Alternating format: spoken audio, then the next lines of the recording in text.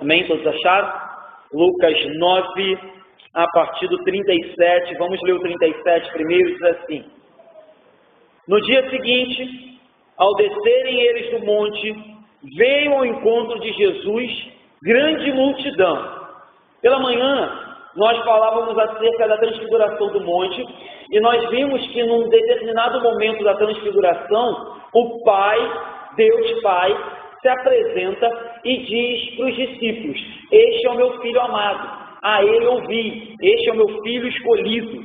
É isso que ele diz, a ele ouvi. E agora, nós estamos numa passagem onde um pai vai se apresentar a Jesus, sendo que agora desesperadamente, ou melhor, agoniado, perturbado, porque o seu filho estava sendo acometido de uma possessão. Então, se pela manhã nós ouvimos um pai, Deus Pai, dizer que amava o seu filho e demonstrar amor por ele, amor incondicional, agora nós vamos ver um pai bem atribulado em favor de um filho. É isso que a gente vai olhar aqui agora. Lucas, se você depois estiver em casa com paciência, você pode ler. Essa passagem acontece também em Mateus 17, também em Marcos 9. Você vai perceber que tanto Mateus quanto Marcos, eles dão alguns detalhes que o Lucas não traz. Lucas é bem resumido. Marcos ele é até mais extenso do que Mateus, mas Lucas traz para a gente só aquilo que ele julgava ser necessário para o nosso entendimento acerca dessa passagem. De manhã eu dizia que tem um pintor muito famoso, não sei agora se é Rafael, um pintor muito famoso, que ele pinta um quadro famosíssimo, onde ele pinta a transfiguração, Jesus com Moisés e Elias, e uma nuvem de glória envolvendo eles, os discípulos com o rosto em terra, porque Pedro, Tiago e João prostraram-se com o rosto em terra quando viram a manifestação de Jesus em poder, e embaixo, ele bota uma linhazinha assim, e embaixo ele pinta essa passagem que a gente vai ler agora. É bem verdade que o pintor, ele coloca as duas cenas numa mesma imagem, é um pintor. Aqui, Lucas nos diz que no dia seguinte, desceram eles quem? Lembra de manhã? Jesus, Pedro, João e Tiago, os três discípulos mais achegados, e Jesus descem do monte, depois desse momento de glória que aconteceu pela manhã, que a gente pregou aqui. Mas isso acontece no dia seguinte. Mas esse pintor, ele descreve muito bem a situação do mundo quando ele faz esse desenho. Ele descreve a situação da glória em que Jesus habita, da glória em que o Deus Pai habita, a Trindade habita, o poder, a autoridade e a majestade que habitam nos céus, e ele coloca numa linha abaixo a humanidade desesperada, a humanidade em causa, a humanidade empolvorosa por causa do problema do pecado. E aqui, especificamente, um jovem que estava possesso. E aí, Lucas começa dizendo: olha, Jesus desceu do monte e uma multidão vem de encontro a Jesus. Marcos nos traz um detalhe que aqui não tem, e aí eu vou fazer questão de ler. Marcos 9, versículo 14. Marcos diz assim para a gente, que é um detalhe importante para que a gente entenda o que estava acontecendo. Olha o que Marcos diz: quando eles se aproximaram dos discípulos. Que discípulos são esses aqui, meus irmãos? Que o Marcos estava nos 9. Lembra que Jesus tinha 12 discípulos? Ele subiu com 3 para o monte para orar e 9 ficaram lá embaixo, esperaram. Então diz assim: quando eles, os 4, Jesus e os 3 discípulos, se aproximavam dos 9, viram numerosa multidão ao redor e que os escribas discutiam com eles. Com quem? Com os 9 que ficaram lá embaixo. Então, quando Jesus vai se aproximando, quando Jesus vai descendo, Lucas não explica isso, mas Marcos explica que no meio da multidão tinham escribas discutindo com os 9 discípulos, batendo boca com os discípulos, e a gente vai entender o porquê. Então, Jesus desce e se depara com essa multidão, mas no meio dessa multidão, uma discussão se apresentava. O texto segue, leia comigo 38 e 39. E eis que, dentre a multidão, surgiu um homem, dizendo em alta voz: Mestre, suplico-te que vejas meu filho, porque é único. Um espírito se apodera dele, e de repente o menino grita, e o espírito atira por terra, convulsiona-o até espumar, e dificilmente o deixa, depois de o ter quebrantado. Então, você vê que a multidão aparece, A discussão está rolando, provavelmente aqui ainda, entre os escribas e os 9 discípulos de Jesus. O bate-boca está se aquecendo, se acalorando, e de repente, do meio da multidão, de repente, o texto diz isso, eis que, tipo assim, do nada, o caos está formado, alguém aparece. Um homem desesperado aparece. Um homem agoniado consegue aparecer no meio de uma multidão raivosa dos escribas, outros apenas querendo ver Jesus mesmo, se beneficiar de um milagre, mas um homem consegue se destacar, algo muito curioso, assim como foi a mulher do fluxo de sangue. Uma multidão apertava Jesus, ela conseguiu tocar Jesus e dele saiu o poder. Aqui agora um pai desesperado consegue chamar a atenção de Jesus, e o texto diz que ele grita mestre. Em Mateus, diz que ele chama Jesus de Senhor. Então tudo leva a crer que sim, ele esboçava respeito, ele esboçava até um certo tipo de temor, tremor, e quem sabe até um reconhecimento para com Jesus. Mas a gente vai ver mais na frente que esse reconhecimento não era perfeito, não era pleno. Então ele diz: Jesus, eu peço que o Senhor veja meu filho. Mas a verdade é que o que ele está pedindo aqui é: se tu és quem dizem que é, se o Senhor realmente faz os milagres que eu ouço por aí, se o Senhor realmente faz e tem poder, como estão dizendo, veja o meu filho, acode o meu filho, cura o meu filho, resgata, restaura, salva o meu filho. É isso que ele estava dizendo, mas o texto diz que ele diz: veja o meu filho. Mas é claro que por dentro ele estava clamando para que Jesus salvasse o menino. Outra coisa interessante, aí você vai vendo que apesar dos evangelhos não serem idênticos, eles vão se completando. Lucas é o único que vai dizer que esse menino era filho único. Único. Se você lê Mateus, se você lê Marcos, eles não citam que o menino era filho único. Mas Lucas faz questão de citar isso, porque a gente sabe que perder um filho já é algo destruidor para uma família. Ver um filho sendo possesso já é algo completamente triste para uma família. Ver um filho se entregar na prostituição, nas drogas, já é algo terrível para uma família. Quanto mais, e aí penso eu, quando é um filho único. Quando é um único filho, a gente lembra que é impressionante, porque assim, Jesus era o filho único. Nós hoje somos filhos de Deus por adoção, mas ele era filho único. Parece que ele entendia mais ou menos como era essa relação de ser filho único, o amado do pai. Quando ele encontra com a mulher a viúva de Naim, a mesma coisa, era um filho único morto. E por aí outras passagens vão falar de filho único. Então esse filho representava muito para esse pai. Então só Lucas diz isso. Em compensação, só em Marcos 9, 17 e 25, você vai ver que Marcos diz que esse menino, além de estar sendo possesso, ele era surdo e mudo. E parece que, nesse caso, eu não estou dizendo que todo caso de surdez e de a pessoa ser muda é demônio, mas aqui, especificamente, parece que uma das sequelas, ou um dos problemas, das consequências da possessão desse menino, era que ele era surdo e mudo. Isso você vai encontrar em Marcos 9, 17 e 25. Então você vê que os evangelhos eles vão se completando, e você consegue ir formando todo um esboço, ou toda uma imagem na sua mente daquela situação. Um menino surdo e mudo, um menino que constantemente era tomado por um espírito e jogado ao chão. E aí você imagine nem todos aqui são pais, mas imagine o sentido de impotência. Como eu disse, que às vezes eu como pastor me deparo com algumas situações, vou num hospital, ou me deparo com situações, crises na vida das pessoas, que eu me sinto impotente, que eu me sinto, não tenho o que fazer, eu não tenho como agir. E aqui eu fico imaginando a vida desse pai. A mãe do menino não é mencionada, mas eu fico imaginando a mãe desse menino, que se sentia impotente. E aí, é claro, num grau menor, talvez você já tenha passado por isso aqui na sua família, mas num grau menor, eu fico imaginando e tentando mensurar a cabeça de uma mãe e de um pai, que vê seu filho, às vezes não caindo no chão estribuchando, mas caindo na rua, drogado, caindo na rua, na prostituição, indo pelo mundo afora e caindo, sendo domado e conduzido por Satanás, por mais que não estribuche, não barbe igual esse aqui fazia, não espumeje. Quantos pais e quantas mães não choram por jovens hoje que estão sendo conduzidos por Satanás à revelia? Vivem uma vida completamente afastada de Deus. Eu sei que é muito difícil falar isso, mas eu tento imaginar a crise que é para uma mãe e para um pai se sentir, porque eu entendo, inútil, impotente. Eu não posso fazer nada, pastor. Pastor, eu já tentei tudo. Pastor, eu não consigo mais.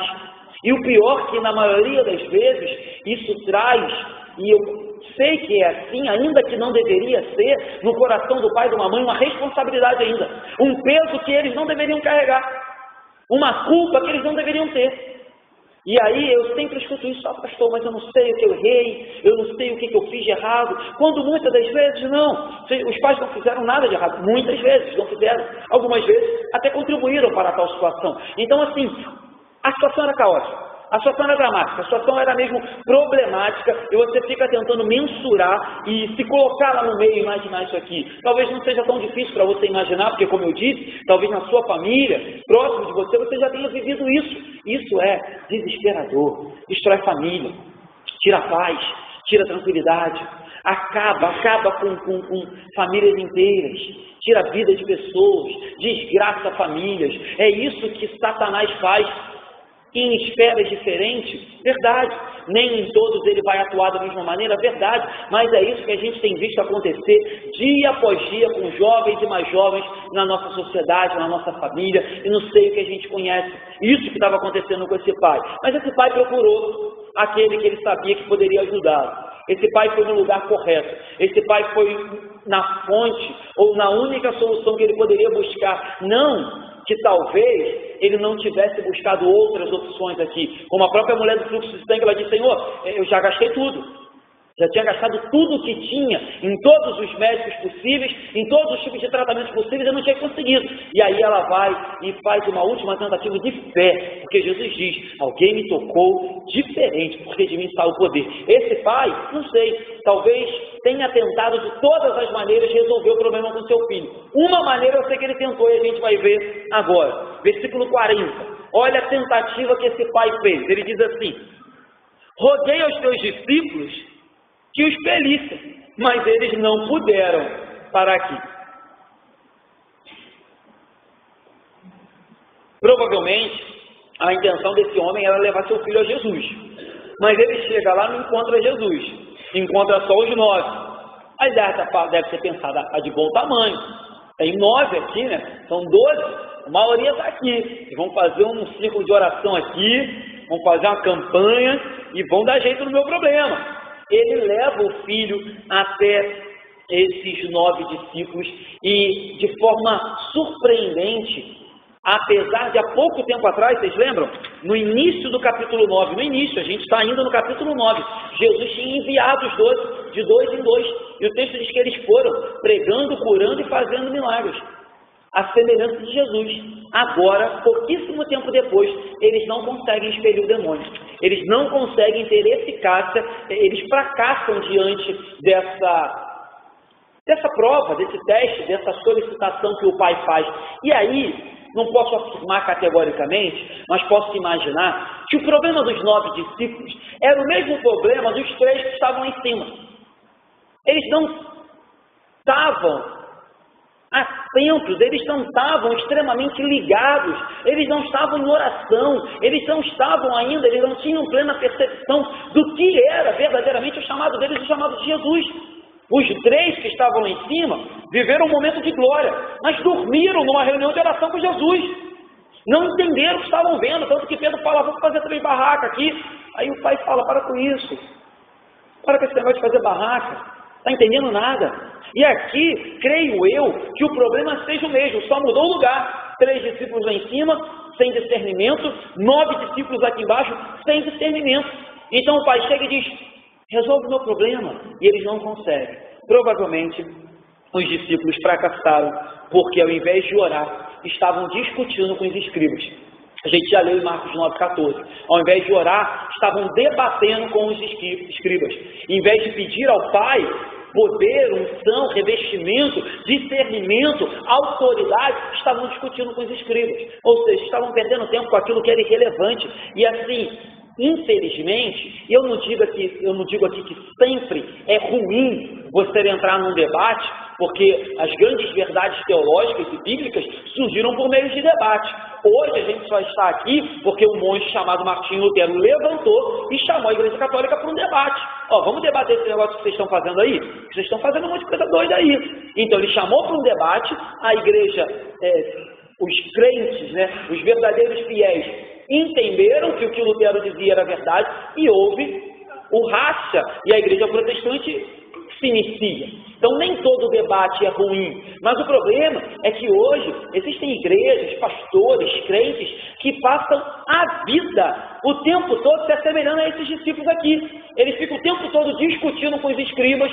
Não que seja ruim ainda, de vez em quando dá uma exortada no herege, corrigir um herege, eu acho bom esse negócio, mas isso não pode ser o motivo das nossas vidas, isso não pode ser a mola propulsora das nossas vidas, isso não pode ser o combustível que me faz subir ao púlpito, ainda que eu possa na pregação corrigir erros, exortar, falar de heresias e de ensinos errados, mas isso não pode ser o motivo que me faz subir no púlpito. Se isso for o motivo que me faz subir aqui, eu estou usando o meu ministério de forma errada. Eu estou usando esse púlpito de forma errada. Então os discípulos e muitas igrejas fazem isso hoje. Perdem tempo discutindo, debatendo. E aí, a gente trazendo para o dia a dia, é claro, eu sempre uso o púlpito, às vezes para aconselhar, às vezes para falar de coisas secundárias. Mas entenda, tudo isso, sociedade, política, relacionamento, ética, tudo isso é circunstancial ao ponto central, o Evangelho, Jesus Cristo, o Salvador, o caminho, a verdade e a vida. Essa tem que ser o ponto central da minha pregação. Se durante o texto eu conseguir fazer uma aplicação nas outras áreas da sua vida, da minha vida, tentar fazer um gancho com coisas como eu fiz agora, filhos que se perdem nas drogas, na prostituição, eu posso. Mas entenda, se isso for o meu motivo de subir no púlpito, falar sobre filhos embebelados, filhos drogados, queridos, eu estou destoando o propósito ideal do Evangelho, pregar o Evangelho. Estou gastando o púlpito só com discussões, só com falácias, só com debates. Isso aqui não é uma tribuna de debate. Não é, ainda de novo, que eu possa usar do púlpito no momento da pregação para falar de outras coisas. Mas cuidado com isso. Cuidado, às vezes a gente quando começa, já vivi isso, hoje estou um pouquinho melhor, não vou dizer que estou 100%, mas já vivi isso, a gente quando começa a conhecer um pouco de Bíblia, conhecer um pouco de teologia, quando Deus abre os nossos olhos para alguns erros, a gente às vezes perde muito tempo querendo combater aquele erro, querendo colocar goela abaixo das pessoas, mente abaixo das pessoas, a verdade que a gente descobriu, sendo que a gente demorou até um tempo para descobrir aquela verdade. Se a gente avaliar a nossa história, às vezes a gente ficou um tempão no erro. Demorou um tempão para descobrir a verdade. E aí a gente, quando descobre, a gente quer entrar em contenda, em discussão, em briga após briga, pegar o pessoal pela gravata e aceitar Jesus na marra, botar a goela abaixo. Não é por aí, queridos. Então, cuidado. Não estou dizendo que todo debate seja ruim, mas eu creio que os discípulos aqui falharam, porque o foco deles não estava na situação correta, não estava em ajudar o pai, em curar o menino, o foco deles estava em discutir com os escribas, até porque, pensemos e nos coloquemos no lugar dos discípulos. Já imaginou se tu fosse um dos 12? Tu ia ser meio peitudo, meio arrogante, assim? Eu acho que eu seria, que eu me conheço, eu sei que eu sou meio pecador mesmo, Sim, eu não dá asa, diz o ditado, né? A cobra. Então eu fico imaginando que se eu fosse um dos 12, eu ia me achar alguma coisa, apesar de eu não ser nada, mas eu acho que eu ia me achar. Aí você fica imaginando os discípulos, eles tinham ido na missão, em Lucas 9, eles tinham ido em missões, eles tinham pregado, curado e libertado pessoas, eles deviam estar se achando. Os escribas começaram a tentar peitar eles começaram a bater. Vocês sabem o que vocês estão falando? Eles deviam dizer, nós somos 9. Nós somos os discípulos de Jesus, os apóstolos. Está falando com qualquer um não. E aí, meu irmão, a soberba tomou conta, né? A gente não falava sobre isso aqui quinta-feira. A soberba, ela é a base de todos os outros pecados. Começou provavelmente com uma soberba, começou com uma discussãozinha e daqui a pouco eles foram envergonhados na frente dos escribas. Os 12, ou melhor, os 9, os apóstolos fracassaram. Viraram motivo de zombaria, e aí perderam a cabeça, e graças a Deus que Jesus chegou. 41, diz assim, Jesus quando escutou isso, olha a resposta de Jesus, respondeu Jesus, ó geração incrédula e perversa, até quando estarei convosco e vos sofrerei? Gente, Jesus dá uma exortada aqui das fortes, daquelas que eu costumo dizer que as pessoas esquecem que Jesus de vez em quando batia doído, daquelas que eu costumo dizer que alguns crentes se tivessem naquela época falar, ô Senhor, cadê o amor, Jesus? Assim não, vou sair da igreja, hein? Jesus, vim aqui para escutar uma palavra de vitória, o senhor vem com esse negócio, chama todo mundo de perverso e incrédulo, está generalizando? Eu imagino que naquela hora alguns devem ter falado ou pensado isso. E a gente esquece de ver quando Jesus vinha mesmo e batia, como um pai bate, como um pai repreende um filho a quem ama. E aí Jesus coloca todo mundo mesmo. Jesus diz assim: ó geração incrédula e perversa. Então, a indignação de Jesus, o ódio de Jesus é uma indignação, é uma expressão de dor e indignação. Então ele diz: olha, vocês são uma geração de incrédulos. Em certo sentido, os escribas eram incrédulos. Os discípulos, em certo sentido, estavam sendo incrédulos. O pai do menino, em certo sentido, estava sendo incrédulo. A gente vai ver por que isso, eu vou ler lá em Marcos. A multidão, num certo sentido, estava sendo incrédula. E a gente viu, por diversas passagens, que o povo era constantemente incrédulo diante do poder de Jesus. Então Jesus diz: olha, vocês são uma geração incrédula e perversos, porque provavelmente, o porquê do perverso aqui, enquanto tem um menino sofrendo, possesso, estão discutindo quem é mais poderoso, quem é o certo, quem é o errado, quem obedece Moisés, quem não obedece, quem segue a lei, quem não segue, se Jesus é ou não é o Filho de Deus. É isso que eles deviam estar discutindo. E o garoto está ali, possesso. Então isso é perversidade. É perversidade você se preocupar mais com coisas bobas do que com as pessoas que estão passando necessidade, que você poderia ajudar. Então Jesus diz: olha, vocês são uma geração. E aí, olha o que Jesus, ele é mais duro. Está sendo duro, incrédulo e perverso. Aí ele diz assim: até quando eu vou estar com vocês e vou ter que sofrer a presença de vocês? Gente, isso é duro. Jesus diz: eu sofro quando vejo a incredulidade de vocês. Eu sofro quando vejo a perversidade de vocês. Eu sofro. Às vezes a gente acha que Jesus sofreu só no momento da cruz, no momento da condenação, no momento dos açoites. Ele está dizendo aqui que o fato de viver no meio de um povo incrédulo e pecador era um sofrimento para alguém que era santo, justo e fiel. E aí, deixe-me chamar a minha e a sua atenção. Eu acredito que Jesus tem sofrido quando entra em algumas igrejas por aí afora. Sofrido quando escuta algumas orações.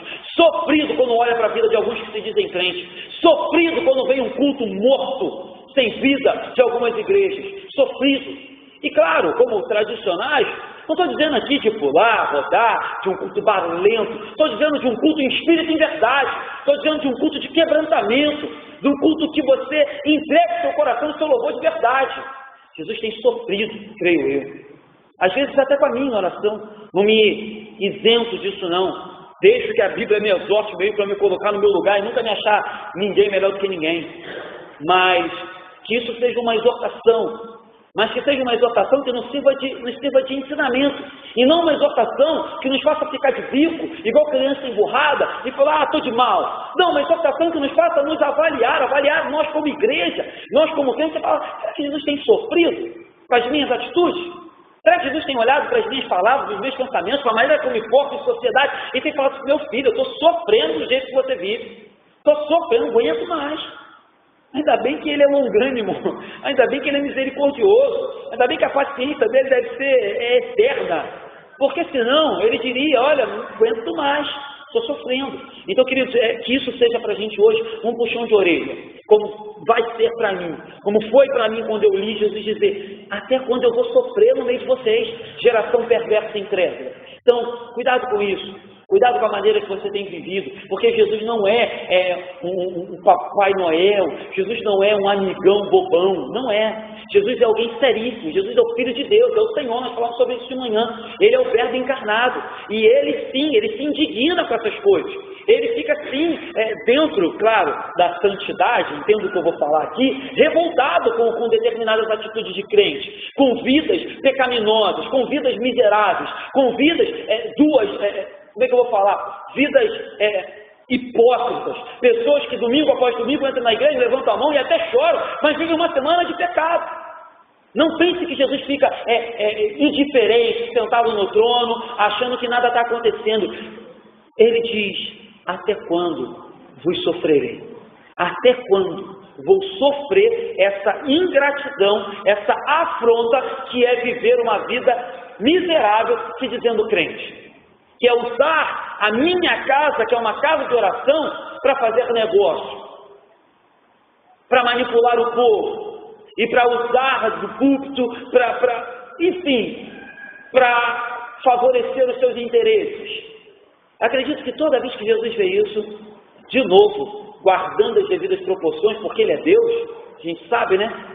Então é até meio difícil falar isso, mas eu acredito que Ele sofre quando olha para alguns cultos. Tem Malaquias, um tempo a gente vai separar para fazer uma série em Malaquias. Em Malaquias, Deus fala assim: eu não suporto o louvor de vocês. Deus fala para Israel: eu não suporto a oferta. Para, quem mandou vocês fazer oferta para mim? Eu não quero. Deus fala assim: eu não quero a oferta de vocês, porque tudo que vem de vocês está cheio de pecado. Eu não quero o culto de vocês. Já se imaginou, gente? Já se imaginou? Eu tenho vontade de chorar quando escuto essas coisas, e peço que Deus tenha misericórdia da gente, para que a gente nunca chegue a esse ponto. Não que nós sejamos perfeitos, não que eu pense que um dia nós sejamos uma igreja, nos tornaremos uma igreja perfeita, mas que Deus nos livre, no nome de Jesus, que Ele nos quebre, que Ele nos repreenda, que Ele nos exorte domingo após domingo, para que a gente não chegue no ponto de ter que ouvir de Deus: eu não suporto o culto de vocês. Eu não suporto o louvor de vocês. É isso que Deus diz lá em Malaquias para Israel. E às vezes o pessoal esquece essas passagens. Esquece. Amém? Vamos voltar para cá? Então ele diz que era doloroso suportar a incredulidade deste povo e a perversidade desse povo. Contudo, não obstante, todavia, nós vamos ver que a misericórdia dele vai vencer, ainda diante de toda essa crítica, dessa chamada de atenção que ele deu. Ainda assim, ele vai ter amor, compaixão e misericórdia. E aí, mais uma vez, você vê que não depende dos meus e dos seus méritos. É bem verdade que é muito bom ver Deus agir e estar vivendo de acordo com a vontade dele. Isso é muito bom. Mas você percebe que o agir de Deus não depende dos méritos desse povo. Porque se dependesse dos méritos dele, Jesus não tinha feito nada. Jesus diz: olha, vocês são uma geração incrédula e perversa. Logo, qual seria a lógica? Jesus não vai fazer nada. Jesus não vai fazer esse milagre, mas ainda assim Jesus opera, porque, mais uma vez, não depende do que você é, não depende dos seus méritos, não depende das suas boas obras, depende do grande amor de Deus, Pai Todo-Poderoso. É só disso que depende. Claro, de novo, que é bem melhor, em vez de ouvir um puxão de orelha como esse, ouvir o Pai nos abençoar juntamente com o elogio. Mas esses aqui ouviram um puxão de orelha, mas ainda assim Jesus vai agir. 41b, termina Jesus dizendo assim: traze o teu filho. Jesus está dizendo aqui, queridos, é claro, né? Traz que eu vou curá-lo, traz que eu vou resolver o problema, traz que eu vou fazer aquilo que os discípulos não puderam fazer e aquilo que nem os escribas, que estão aí perturbando eles, podem fazer. Traz o teu filho. E aí 42a diz assim: quando se ia aproximando o demônio, o atirou no chão e o convulsionou. Para aqui. Se você ler alguns comentários bíblicos, e talvez lá em Mateus, você vai talvez entender ou chegar a uma conclusão que esse menino poderia estar sendo acometido de epilepsia também. Isso é uma das possibilidades. Mas você percebe que nesse momento aqui, ainda que ele tivesse uma epilepsia, como eu disse, da surdez, da mudez dele, não era algo apenas, uma doença apenas física. Porque no momento, diz assim, quando se ia aproximando o menino de Jesus, o demônio o atirou no chão e o convulsionou. Ou seja, ainda que fosse uma epilepsia, não era uma epilepsia comum. Nesse caso, era uma epilepsia causada por possessão. De novo, não estou dizendo aqui que todo epilético é endemoniado, tá, gente? Não é isso que eu estou dizendo. Estou dizendo que, nesse caso, parece que a epilepsia ou a doença que fosse aqui era uma doença causada pelo demônio. Então, quando ele chega diante de Jesus, ele convulsiona. Lembra que eu falei no início, há pouco tempo atrás, que quando Jesus chama todo mundo de incrédulo, Jesus estava incluindo o Pai. E aí eu disse que ia ler o texto, porque lá em Marcos 9, Marcos é um pouco mais detalhista, então Marcos nos mostra que Jesus teve uma conversa com o pai do menino um pouco mais longa. E aí em Marcos 9, Jesus diz assim: a partir do versículo 23. Tudo é possível ao que crê. Tudo é possível ao que crê. Porque o pai do menino diz assim: se podes alguma coisa, tem compaixão de nós e nos ajuda. Aí Jesus diz: tudo é possível ao que crê. Aí a resposta, apesar de muito sincera, demonstra, como eu disse, que o pai, em certo sentido, era incrédulo também. A resposta do pai é: imediatamente o pai do menino exclamou com lágrimas. Lembra que eu falei que isso devia ser muito duro para um pai? Eu creio, ajuda-me na minha falta de fé. Gente, é lindo isso, e extremamente contraditório. Lindo porque eu me vejo aqui, lindo porque eu me identifico com isso. Quantas vezes eu digo para o Senhor: Senhor, eu creio, mas me ajuda, porque a minha fé é minúscula. Eu creio, Senhor, mas me ajuda porque eu não sei o que fazer, não tenho resposta, não tenho força, eu não tenho solução para isso, sabe? Mas eu creio, e Deus sabe das nossas fraquezas, Deus sonda do nosso coração. A Bíblia diz que ainda antes que a palavra chegasse aos meus lábios, Ele sabia. A Bíblia diz que Ele conhece o meu deitar e o meu levantar. Nada que aconteça na minha e na sua vida passa desapercebido dele. Então, eu me vejo muito aqui. Apesar da gente falar: olha, o pai desse menino era incrédulo. Mas quantas vezes eu já me vi assim: Senhor, eu creio, ajuda-me na minha falta de fé. Ajuda-me na minha falta de fé. Às vezes, cansei de me ver assim. E posso dizer que nenhuma das vezes Ele falhou comigo, como não vai falhar com esse pai. Não vai falhar. Ainda que a minha resposta fosse essa: eu creio, mas a minha fé é quase nula, Senhor. Me sinto fraco, me sinto impossibilitado, mas Ele sempre foi fiel e justo, e sempre me acudiu, e com certeza, acredito que sempre foi assim contigo também, ainda que a nossa fé seja minúscula e pareça que esteja se esvaindo. Então, voltando para cá, esse é o contexto quando Jesus se aproxima do menino. 42b, Jesus repreendeu o espírito imundo, curou o menino e o entregou ao seu pai. Eu sempre costumo dizer aqui que a simplicidade do Evangelho e a simplicidade das palavras do evangelista Lucas aqui, elas escondem, não que escondem, mas elas, a princípio, não nos dão tanto, e isso que é a graça do Evangelho também, porque, gente, entenda, o caos estava formado aqui, o menino estava endemoniado, sendo lançado ao chão, totalmente possesso, o pai estava desesperado, os escribas discutiam com os discípulos, gente, o caos estava formado, e aí, de forma bem mansa, de forma, como eu sempre gosto de dizer, suave e tranquila, o Evangelho diz assim: Jesus repreendeu o espírito imundo, curou o menino e entregou ao pai. Sabe, não que o que eu estou querendo dizer com isso é que a Bíblia deveria ser diferente, mas o que eu estou querendo dizer com isso é que isso nos força a fazer um exercício de memória, isso nos força a fechar os olhos e tentar ir lá e entender que com tanta simplicidade está falando de algo muito poderoso, está falando de algo único, está falando de algo... Gente, imagina o coração desse pai, que com lágrimas nos olhos falou: Senhor, eu creio, me ajuda na minha falta de fé, ou em outras traduções, me ajuda na minha incredulidade. E aí, de repente, ele vê Jesus falar com com poucas palavras, repreendeu o espírito imundo, aquilo que ninguém fez, nem os discípulos poderiam fazer, e ainda Jesus pega o menino e devolve ao pai. Lá em Marcos ou em Mateus, eu me recordo agora, o texto vai dizer que o menino ficou caído no chão e que as pessoas ao redor falaram assim: e morreu. Aí você imagina o coração do pai ouvindo isso, igual Jairo: já morreu, não importuna mais o médico. Aqui aconteceu a mesma coisa, quando o espírito imundo sai, o garoto fica no chão deitado, e aí o pessoal fala: morreu. Aí Jesus pega o garoto pela mão, levanta e devolve ao pai.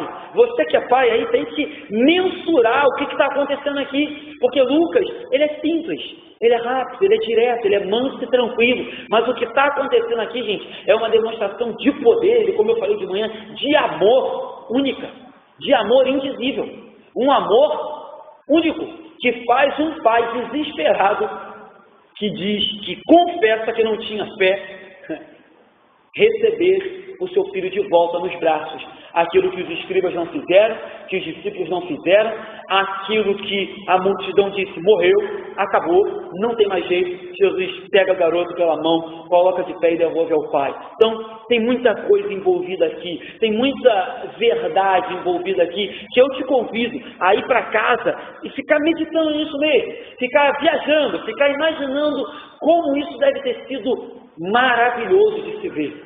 Como que aquelas pessoas devem ter ficado atemorizadas, maravilhadas diante do que viram. Então, voltando para cá, assim como Jesus fez com a viúva de Naim, ele faz agora com o pai. Você percebe que Jesus não era apenas um milagreiro, não era apenas um curandeiro. Sempre que Jesus fazia um milagre ou uma cura, ele sempre tinha junto ou palavras ou atitudes de afeto, de carinho, de amor. Ele faz isso com o leproso, ele chama a mulher do fluxo de sangue de filha, uma mulher que era rejeitada. Ele faz isso com a viúva de Naim, quando diz não chores e devolve o filho para a mulher. Ele faz isso agora, ou seja, Jesus não era um camarada curandeiro.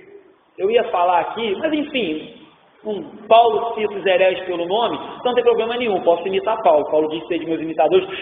Jesus não era um apóstolo Valdomiro da vida, sabe? Um curandeiro de meia tigela. Jesus era o Senhor, Todo-Poderoso, Deus conosco, o Pai.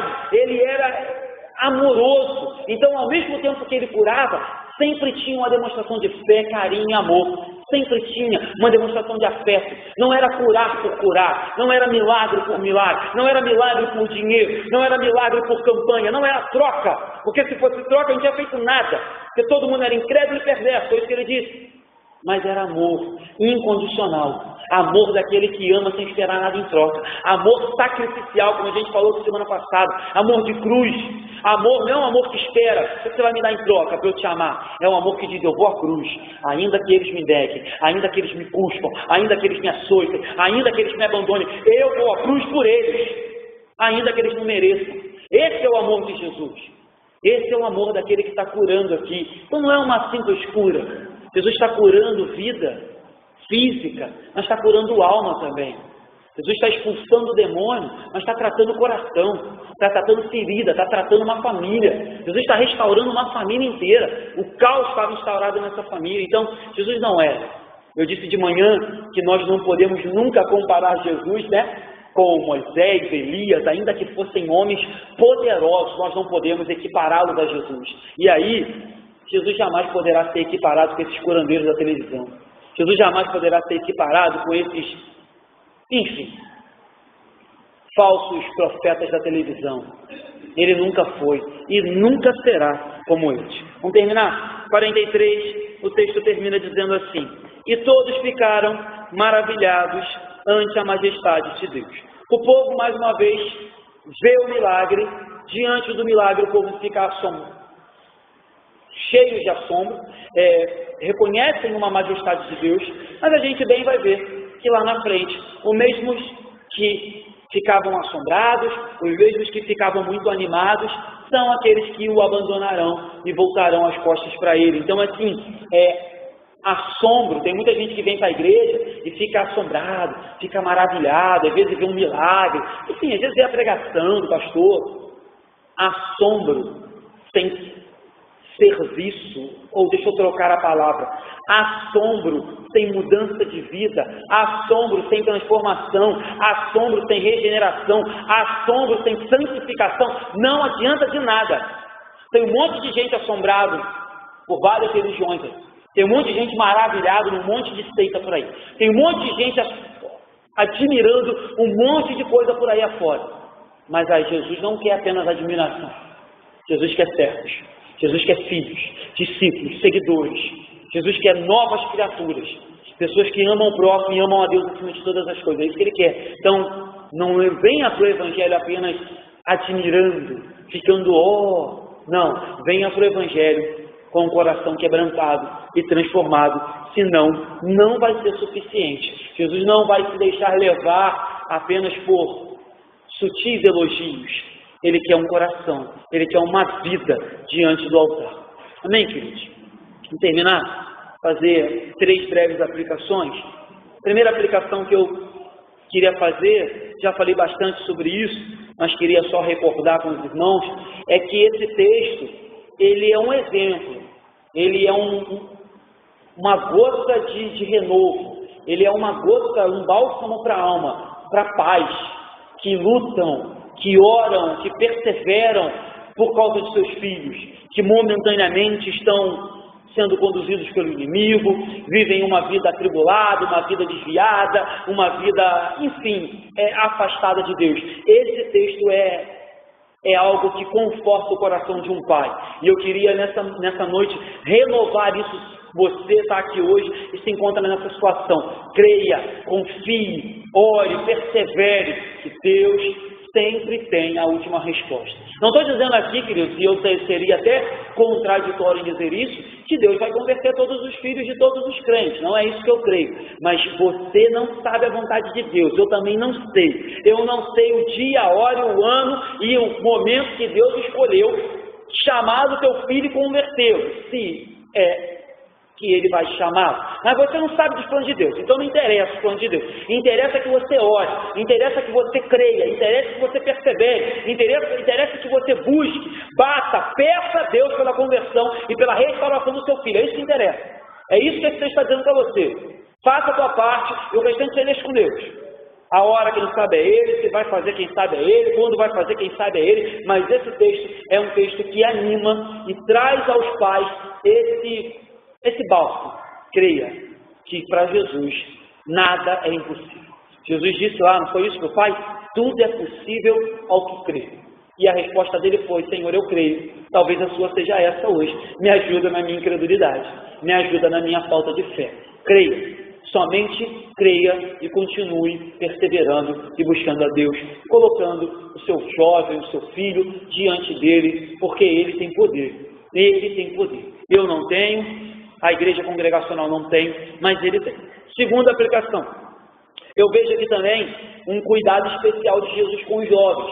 Hoje, os jovens em algumas igrejas, não digo que isso se passe aqui, porque nunca ouvi isso da igreja, e eu como pastor jovem nunca ouvi também, mas costumeiramente os jovens são tidos como problemáticos, Os jovens são tidos como complicados, é difícil agradar os jovens, e aí as igrejas inventam um monte de coisa para agradar os jovens, quando eu, como jovem que sou e pastor, creio que basta a pregação do evangelho para agradar os jovens. Se os jovens não se sentem atraídos pela pregação do evangelho, eu posso montar um circo aqui que eles não vão se sentir atraídos. Momentaneamente eles vão ficar até animados, mas depois o circo vai ficar velho, eu vou ter que inventar outra palhaçada. Então, queridos, para mim, sim, é uma fase complicada, não vou dizer que é fácil, é uma fase de mudanças, de muitos conflitos, muitas decisões, é uma fase difícil, mas eu creio que os jovens precisam de Jesus, os jovens precisam do Evangelho, os jovens precisam de Bíblia. Eu sempre gosto de repetir essa frase, foi por meio dela que eu conheci o pastor José Mabessa, que para mim é um grande referencial de homem de Deus. É uma frase dele no Facebook que dizia assim: os nossos jovens aprendem física, química, matemática, biologia, e convenhamos, isso é difícil demais. E quando chega na igreja, os pastores acham que a Bíblia é difícil demais para eles, aí dão entretenimento, dão palhaçada. Ô, meu irmão, não subestime, eu não subestimo os jovens da nossa igreja. Tanto é que eles estão pregando Colossenses, usando um livro teológico para isso, sexta a sexta. Então, se eles têm capacidade de passar no vestibular, de estudar química física, de falar de assuntos os mais cabeludos que a gente sabe que falam, eles têm também conhecimento, maturidade, razão, espiritualidade para falar de Jesus, da Bíblia e de santidade. Então, o problema é esse.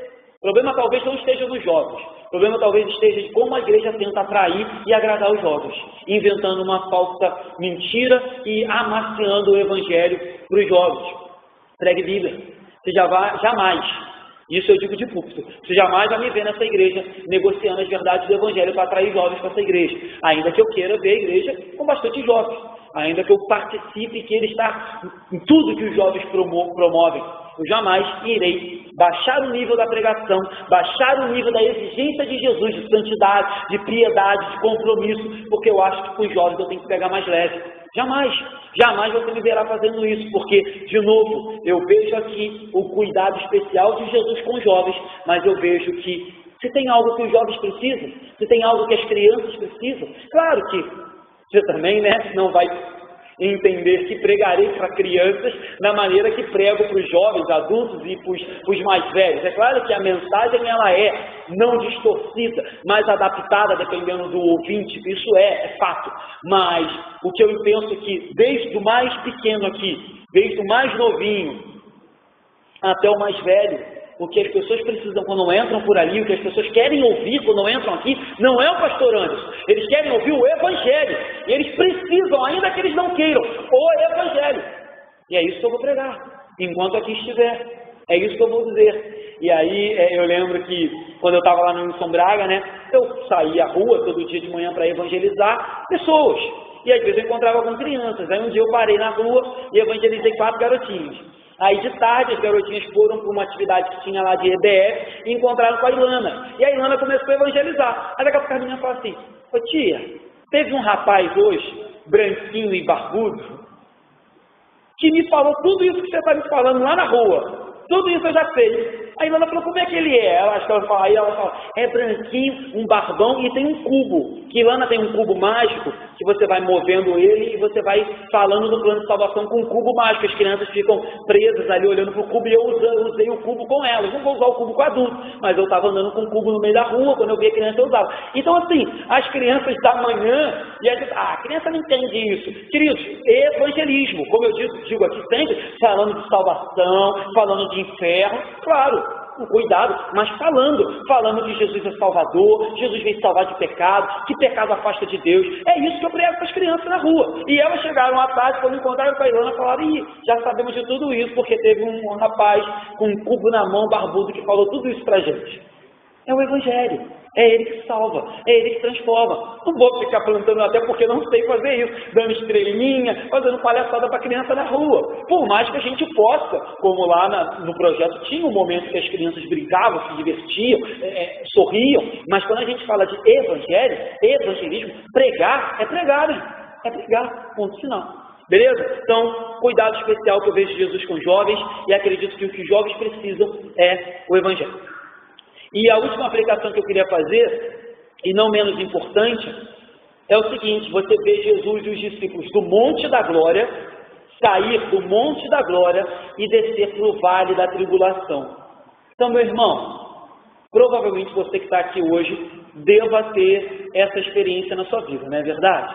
Momentos de monte, de glória, de experiência, de unção, de intimidade, de ler a Bíblia com amor. Mas entenda, vão haver momentos também de vales de tribulação, vales de luta. Mas entenda, ainda que seja difícil, eu sei que é difícil, no vale da tribulação, não esqueça dos momentos de glória. Não esqueça das leituras bíblicas, da oração, do Pai, do teu Senhor, do teu sustentador, daquele que te consola, daquele que te conforta, daquele que te coloca de pé. Não, entendeu? Não pense, porque se você achar que a vida é uma utopia de monte de glória, você vai se arrepender, você vai se decepcionar. Mas entenda que a vida de um crente é feita de monte de glória, vales de tribulação, montes de glória, desertos de luta. É a vida do crente e vai ser assim até a volta de Jesus. Mas entenda, quando você estiver no monte de glória, se encha, se alimente, seja cheio de Jesus. Mas quando você for no vale da tribulação, no vale da luta, no vale lá no deserto, não esqueça que o mesmo que estava contigo no monte de glória é o que vai te sustentar no vale da tribulação. Se você esquecer disso, e aí você vai passar momentos terríveis. Aí você vai se sentir sozinho, talvez vai até se desesperar. Mas você vê que com Jesus e com os discípulos foi assim, do monte de glória ao vale, atribulado. Mas Jesus rapidamente cessou a tribulação. Então, olhe para a sua vida, não sei em que momento você tem vivido agora. Provavelmente alguns aqui na igreja, montes, outros vales.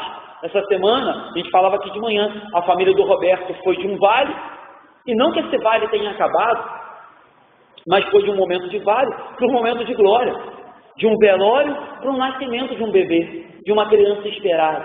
Então, assim, queridos, não sei, a não ser que você queira me contar quinta-feira, não sei o momento que você tem vivido, mas eu sei que se é no monte ou se é no vale, passe nos dois, crendo, confiando e buscando mais e mais o teu Senhor, fazendo como esse pai, ainda que no momento de monte você diga, Senhor, eu creio, estou cheio de fé, e ainda que no vale você diga, Senhor, eu creio, me ajuda na minha incredulidade.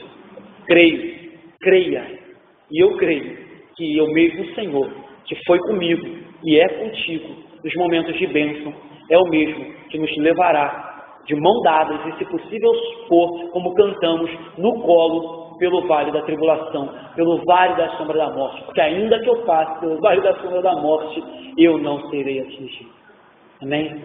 Vamos orar?